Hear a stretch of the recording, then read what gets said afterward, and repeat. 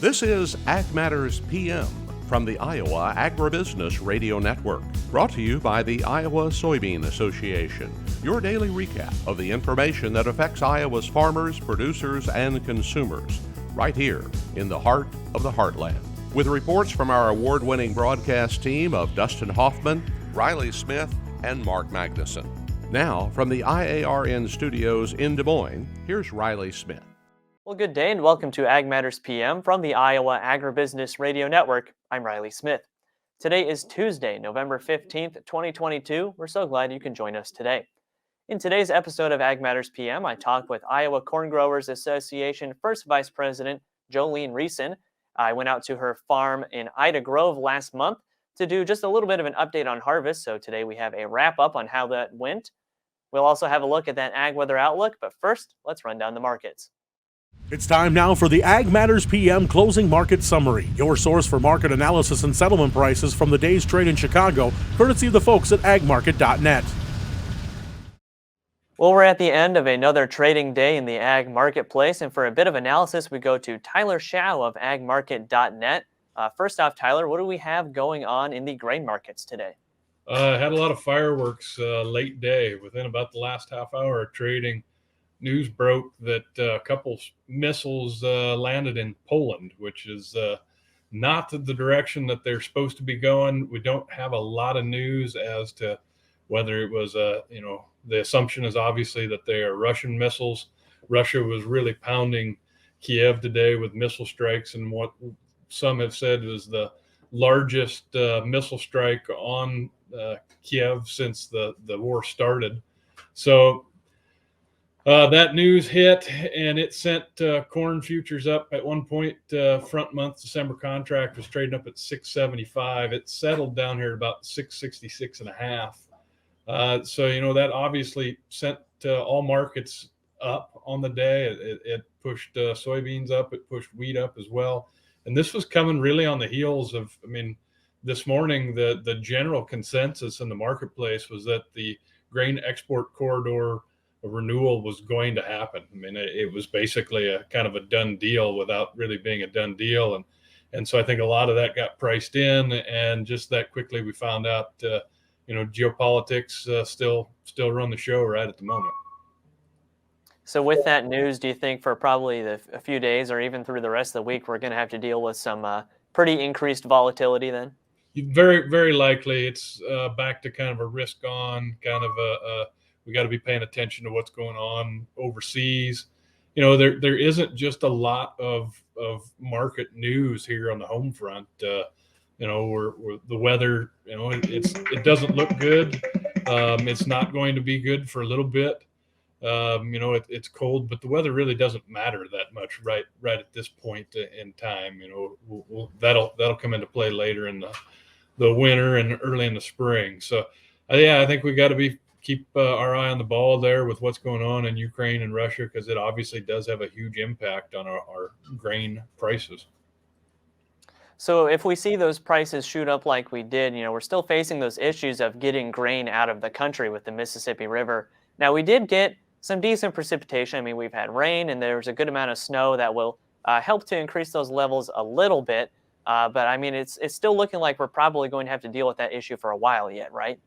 Yeah, it's staying. The river levels are going up. They're forecasted to go up at a pretty good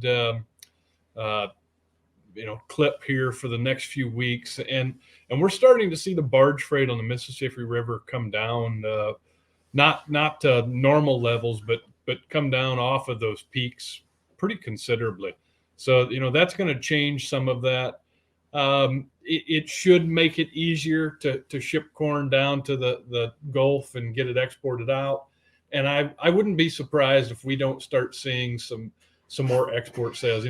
Yesterday we got the export inspections report or the sales, and they were not good. They were all right for beans, but we kind of had expected that. And they actually hit the mark on corn, kind of what traders were expecting, but the bar was awfully low. Wheat was terrible. I'm looking to see how over the next few weeks with the river situation getting a little bit better, And, it does feel like some of these global buyers are stepping up to the plate and buying. We saw a lot of deals get done in the wheat space here over the last few days. And it's kind of like they've kind of come to the conclusion, hey, these prices aren't falling apart anytime soon, and we better start getting our hands on the product that is available. So we'll have to see how that parlays into U.S. export business over the next few weeks. And then what are we seeing on the livestock side of things? Are we mostly just reacting to the grain prices? Yeah, you didn't see much today. The fat cattle prices were just kind of mixed and pretty close to unchanged all across the board. Feeders took it on the chin with the corn news. They were kind of hanging in there okay when corn shot up 15 cents. Feeders went down $1 to $1.50. January feeders closed down about $2.50. Hogs kind of drifted up today. The pork cutout values had been improving over the last few days. The AM pork cutout, the USDA had a technical issue again, and we weren't able to get that data. So my guess is that will probably come out positive. The cutout values see a move up from yesterday, and that's why hogs reacted the way they did today, because hogs, wouldn't say they had just a great day, but the February hog contract did close up $1.10. So. All right, Tyler. Well, lots of great information today. For those of our listeners and our viewers who would like to get in touch and learn more from the folks at agmarket.net, how can they do that? Head to our website, agmarket.net. Can look up all of our contact information. You can sign up for our Ag Market Intel. We got a conference coming up in Nashville the first Sunday and Monday of February. Should be a really good time. Check that out. And if you want to call me direct, the number 701-987-6009. Well, Tyler, it's been great talking with you today, and we look forward to hearing from you again soon. You bet. Take care. That again was Tyler Schau of agmarket.net. We'll go ahead and take a look at how those numbers closed. That's courtesy of the folks at Bar Chart. At the close, December corn is up 9.5 at 666 3/4. January soybeans up 16 3/4 at 1457 1/4. Soybean meal up 480 at 407 even.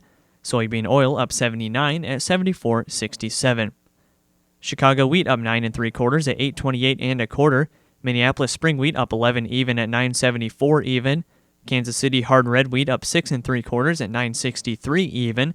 And December oats up 3 3/4 at 398 even.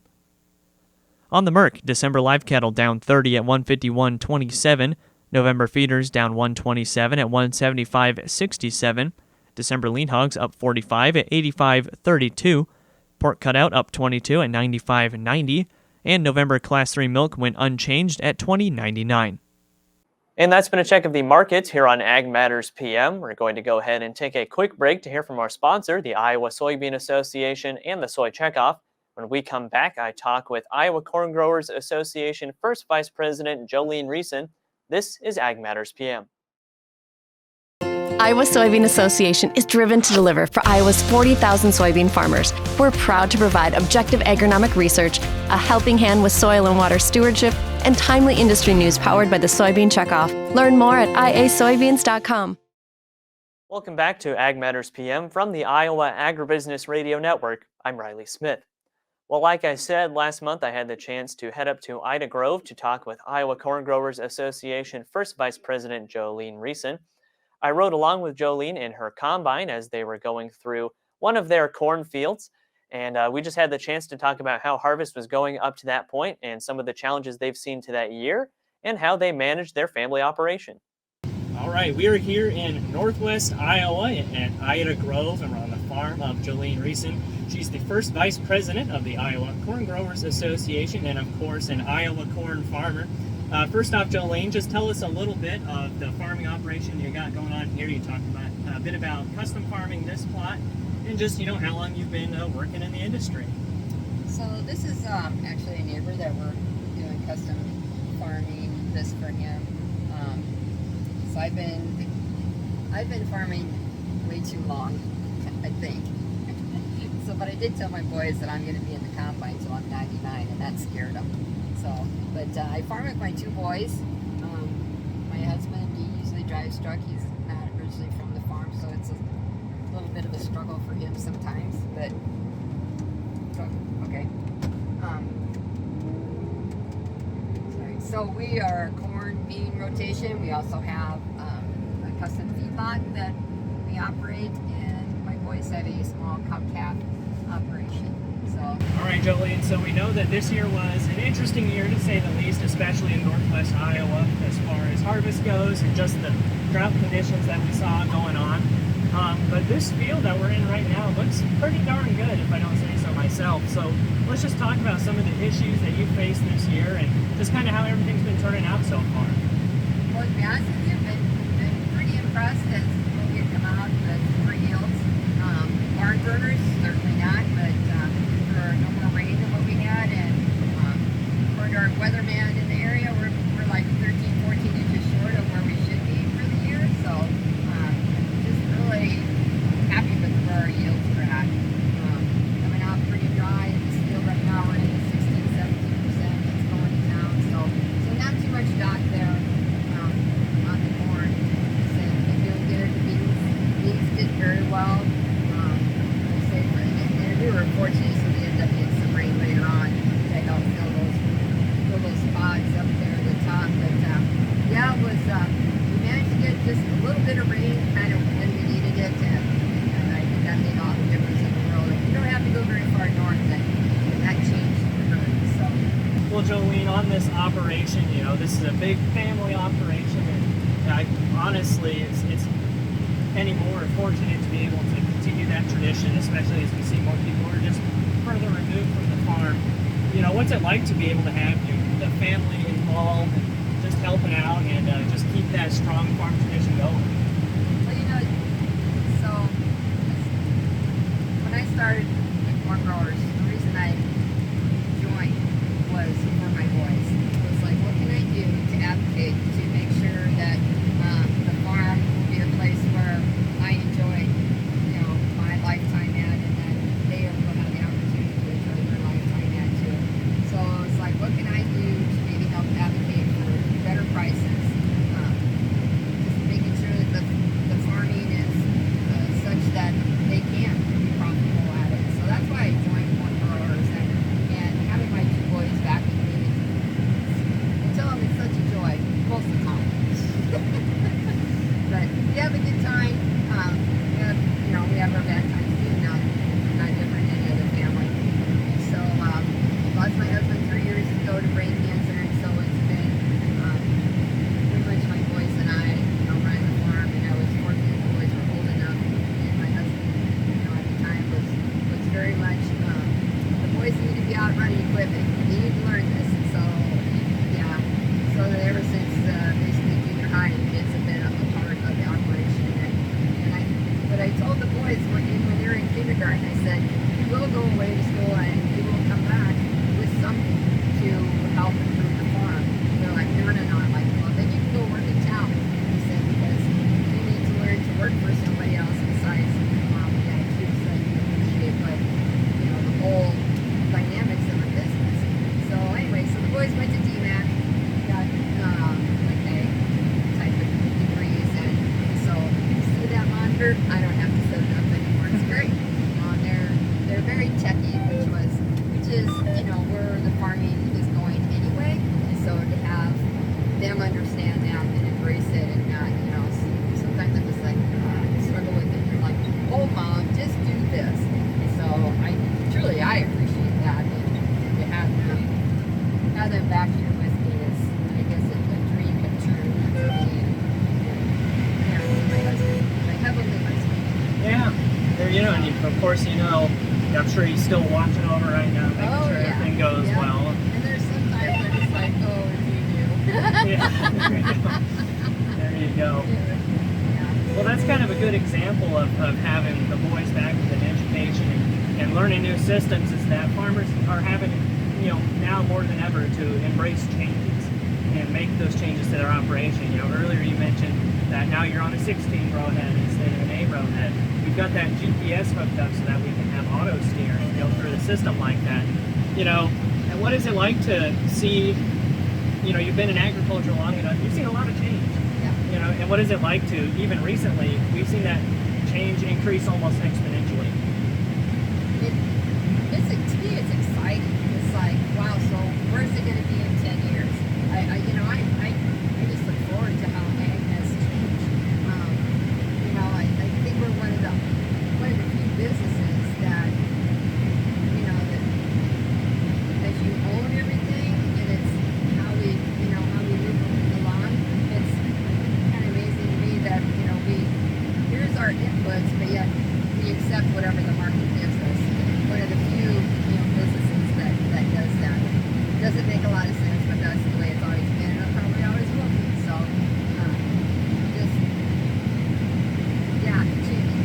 some people go, "Oh, change is not good." I'm like, no, change is good. I find it kind of exciting. I'm one of those that, the boys when they try something new, I'm just like, okay, first of all, you figure the economics of it. It's like, all right, is it going to make us more money? Is it going to be less stress? Give us, more timely and stuff, and go through that thought process, and then if it makes sense and affordability wise, you make the changes. Sometimes that's good, sometimes that's bad, but if you don't try, you never know. So this 16-year-old might get used to it. It's taken a while, but yeah, we're just learning those little quirks that you gotta do. So Jolene, you mentioned earlier that this right now is actually some custom work that's going on in this plot of land. Can we just talk a little bit about what that partnership is like, that relationship with the landowner, and just how it works out?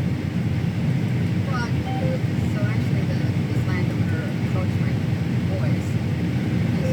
It's great. They're young and certainly was a little more income.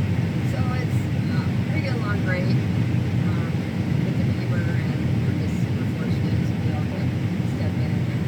The people that were farmers before him retired, and so it's the boys that they'd be interested in. So it's a family, deal. We're all pitch in and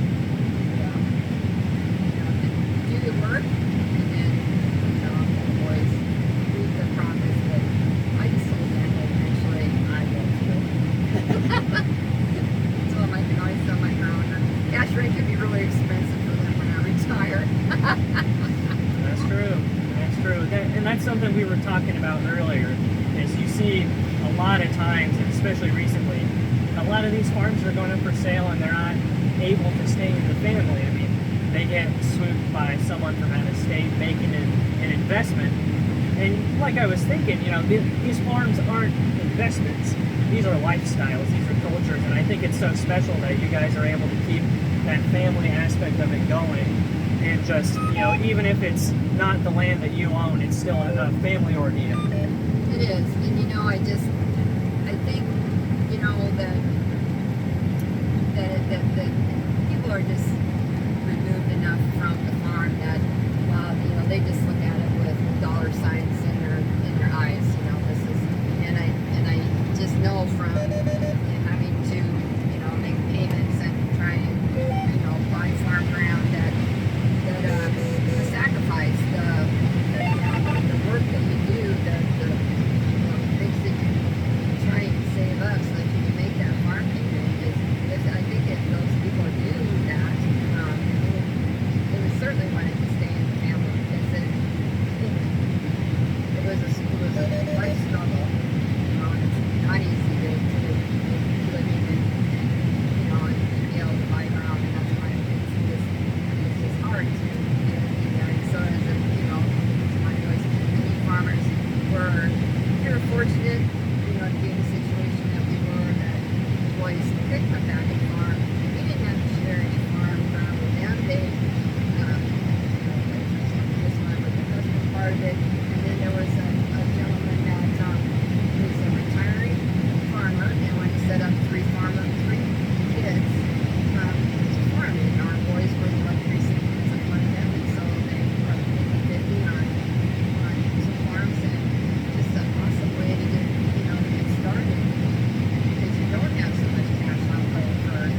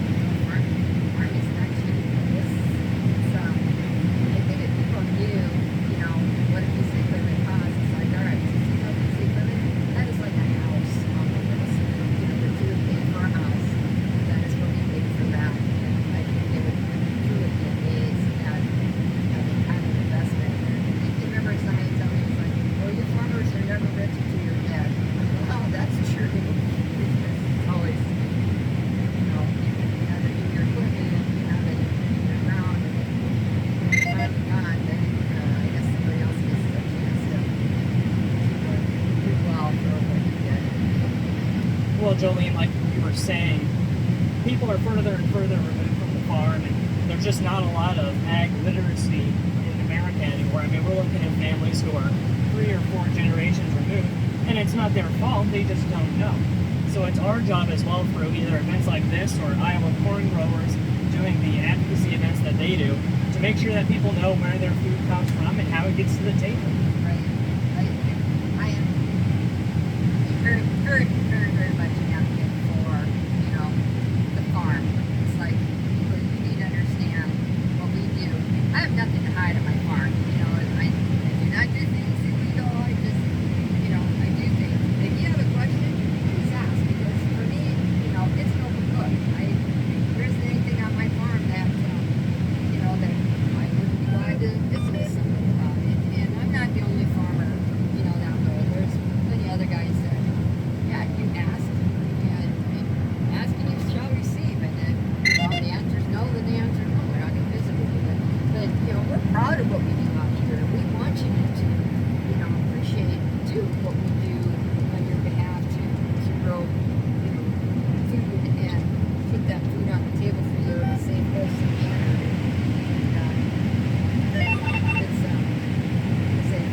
For me, this isn't a job. This is, I enjoy this way too much, and so it's not a job. It's wonderful. In that respect, nobody wants to farm because I don't want you messing with mine. My lifestyle, which I've grown accustomed to, but truly it's a good place to raise a family and make a living. Granted, that's, you don't always get rich, but there's usually always something on the table anyway. So. Now, Jolene, like we said at the beginning, you are the first vice president of the Iowa Corn Growers Association. Just how has your ag experience throughout your whole life kind of circled through and really paid back into your involvement with the Iowa corn growers? And then how does the corn growers' involvement kind of go back to the farm? So for me, several aspects of basically egg production. So it was AMPM sales for a while. I was a crop adjuster for a while. Always been a farmer, grew up on a farm, so always, understood that part of it. And for me, being able to take my life experiences and go to Iowa corn and be able to use those to help further, the Iowa corn farmer, help me be with corn, and basically, more uses for it, make it easier for us to farm, and I was making talk about the farm bill, which is coming up, something we'll be focusing on here very soon. I was showing insurance sales, crop insurance sales here for a while too, so I understand how important, having a subsidy there to help us to afford crop insurance. And nobody wants to use crop insurance, but just to know that there's that cushion back there, so that, if you have a disaster, storm, whatever, then you're able to get the bills paid and be able to basically fight another day. So I guess that's my social security of farming, if you want to look at it that way. Not that I'm supposed to be making my living off crop insurance, but just know that it's there to help me out, if things don't go well. So, other things, with Iowa corn, for me, is the advocacy part of it, telling people, my story on my farm, what I do on my farm, how maybe some legislation is going to affect my farm. I can remember when they were, the child labor part of it, it's like, you had to be 16 to work on the farm. I'm like, okay, you tell my boys, at the time, who were 12 and 13, well, you can't work on the farm because you're too young. Not that you necessarily worked on the farm, but they watched the gate for you. So they, watched something unload. I mean, it never, as a parent, you never want to put your child in danger. And I know as a farm,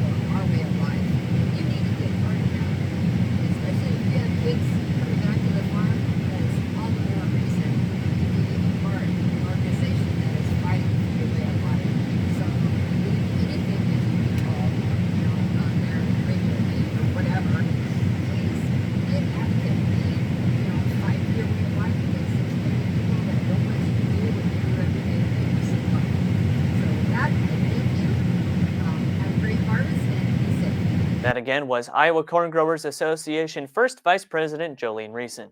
As for right now, let's go ahead and take a look at that ag weather outlook. Well, we finally got that first significant snow overnight with some parts of the state seeing about a couple inches of snow accumulated on the ground. Now, if you're going to make a snowman for the evening, it might not stick around that long as the temperatures are supposed to kind of hover above where that snow will stay on the ground. So probably see most of that melt off, but then we could see some much cooler temperatures as we get towards the end of the week. So let's go ahead and take a look at what the National Weather Service has in store for the next 24 hours. As you can see from the National Weather Service, that snow will be clearing off today and tomorrow. For today, we have snow likely across the state, highs ranging from the low to mid-30s. Tonight, we have snow continuing through the evening, lows overnight ranging from the upper teens to upper 20s. And tomorrow, that snow will finally start to taper off from the west, highs ranging from the upper 20s to upper 30s. And taking a look at the affiliate weather map, as you can see for tomorrow, Cherokee will be mostly cloudy with a high of 26, Shenandoah cloudy with a high of 31, Des Moines cloudy and 28, Waterloo cloudy and 33, Albia cloudy and 31, and Clinton will be cloudy as well with a high around 36. For more detailed forecasts in your part of the state, make sure to check in with your local Iowa Agribusiness Radio Network affiliate. And that's been a check of the Ag Weather Outlook, and that also brings us to the end of this episode of Ag Matters PM. You can find all of our content on our website at iowaagnet.com. You can also follow us on social media at Facebook, Twitter, TikTok, and LinkedIn. And you can find all of our video content as well as previous episodes of AMPM on our YouTube channel. So make sure you subscribe and hit the notification button to see when those videos go live. Don't forget as well our free Twice Daily Market podcast on Apple, Amazon, Google, Spotify, and Podbean. From the IARN studios in Des Moines, I'm Riley Smith. On behalf of Mark Magnuson and Dustin Huffman, we thank you for watching. This has been Ag Matters PM.